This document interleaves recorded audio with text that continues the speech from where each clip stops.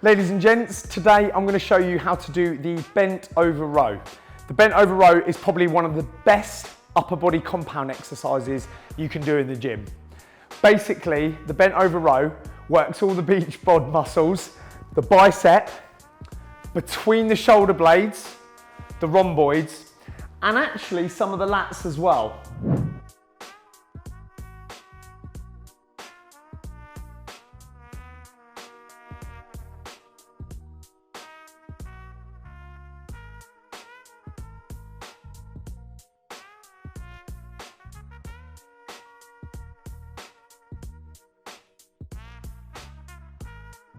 Okay guys, before we start the lift, you need to think about where your feet are placed. What I would do is stand kind of very similar to how you would stand in a deadlift. So either shoulder width or just under shoulder width.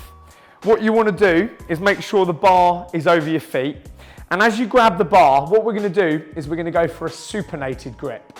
And this means our hands or our palms should be facing up. That way, what you're going to do is engage more forearm and more bicep. It's actually going to make the lift a little bit easier.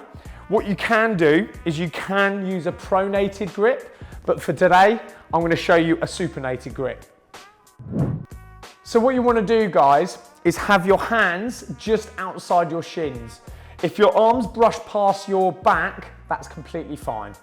What you want to make sure is that your elbow stays completely linear when you're pulling the bar towards your sternum.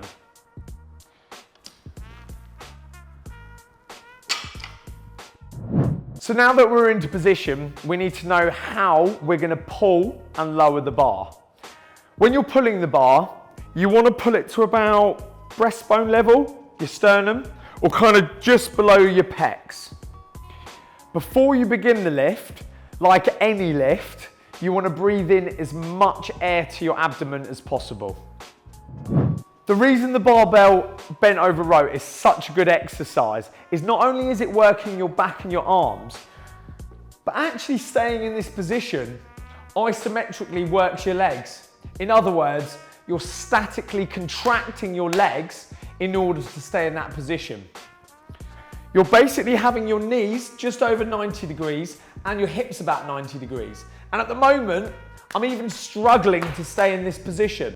So once we've got our feet and our grip into position, we need to really start thinking about our spinal alignment.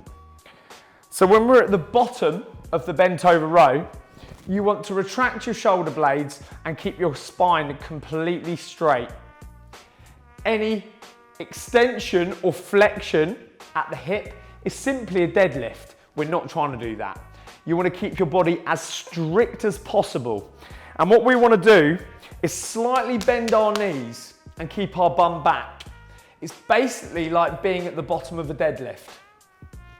If you're really struggling on the technique of a bent over row and you can't eliminate momentum, and what's more, if you're still struggling with the spinal alignment, my suggestion would be going to a chest supported bent over row.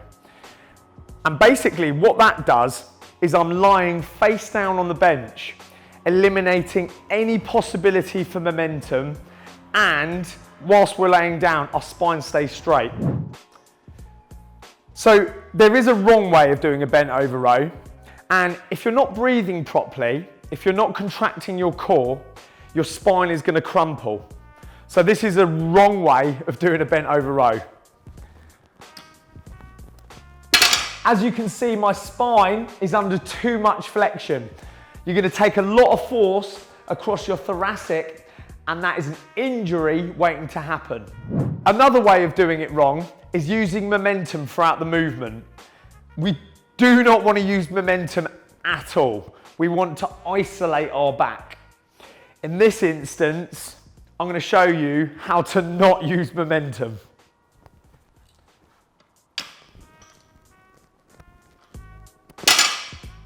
By doing that, you're not isolating your back. You're actually using your glutes, your lower back, and your hamstrings. Ladies and gents, that was the bent over row. It is one of the best exercises you can do for your upper body. Have a go.